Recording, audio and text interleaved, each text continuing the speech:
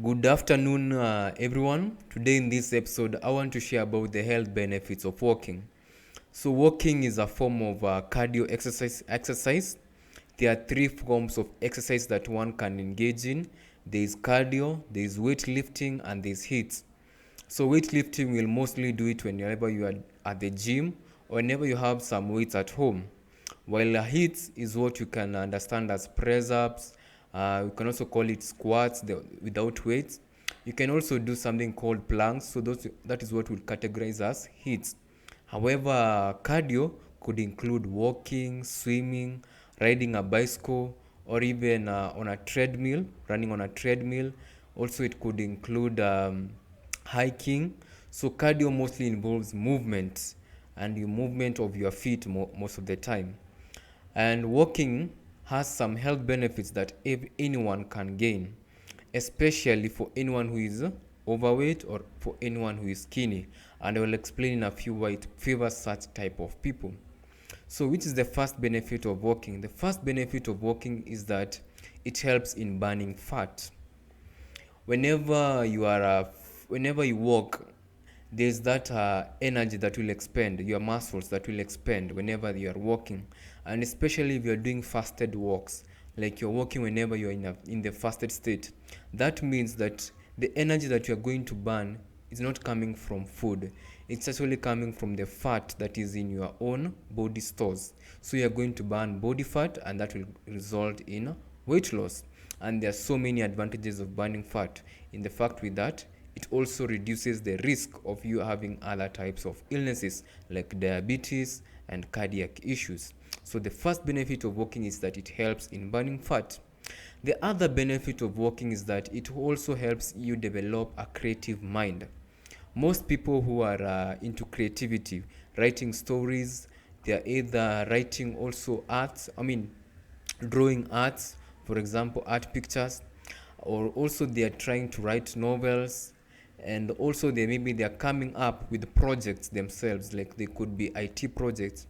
Most of the time that you'll find their best leisure activity is actually walking, because whenever you're walking you are also reducing stress, you're also helping the mind to expand itself, because it's getting out from a certain confined area to another area. So it helps in developing the creative mind, and also stimulates the brain derived neurotic factor, the BDNF, which helps in creativity. The other benefit of walking, which is conjoined with creativity, is that it helps in lowering stress. It's easier to lower your stress levels whenever you're walking as compared to when you're running. Whenever you're running, you're increasing your stress levels. Whenever you're riding a bicycle, you're increasing your stress levels. And I don't mean stress in the form of the emotional stress itself. I mean stress in the form of your muscles and your joints, your bones actually having stress. So your bones will not have a lot of stress whenever you're walking as compared to when you're running. Your muscles will not also have a lot of stress as compared to running and walking.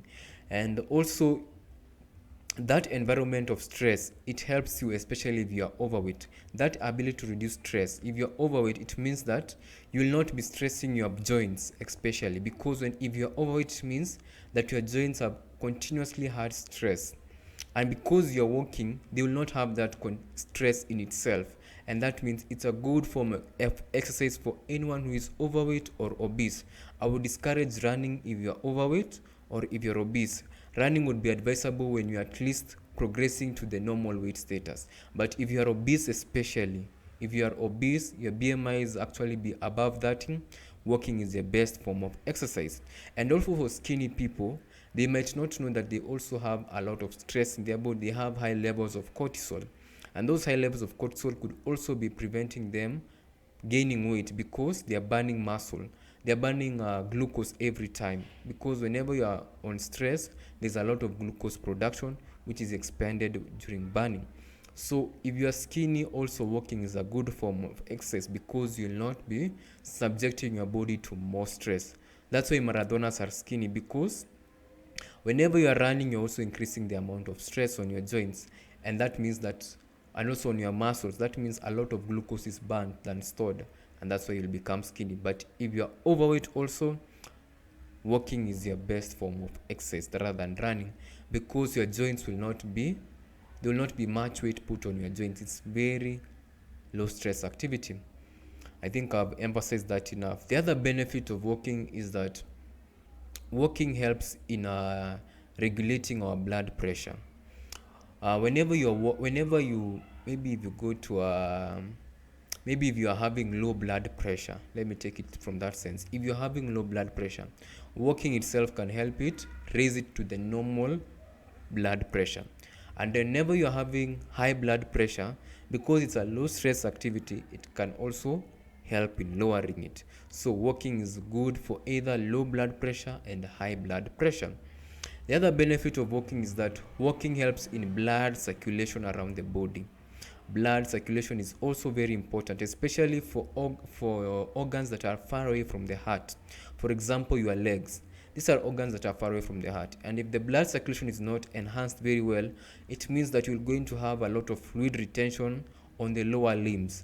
That's why you'll find expectant women who are not having this form of exercise, they're having a lot of fluid retention on their lower parts of the legs, their limbs. On their feet, they're having fluid retention. Or also, if you're not also walking, you'll find that edema itself, the fluid retention has started setting in. So walking is one way of ensuring this continuous blood circulation, fluid circulation. If you do not walk, you're going to have a lot of fluid retention on your lower limbs. The other benefit, the last benefit of walking is that walking is a good way of familiarizing with nature. Whenever you're walking, you'll always be familiarizing with nature, the trees, the rivers, people. That familiarization with the nature is very important in ensuring that you are enhancing your social factor. You do not have to actually talk to a person, but in your interaction with nature ensures that your social function as a human being is enhanced, rather than being in the house where you are not walking, where you are at rest most of the time.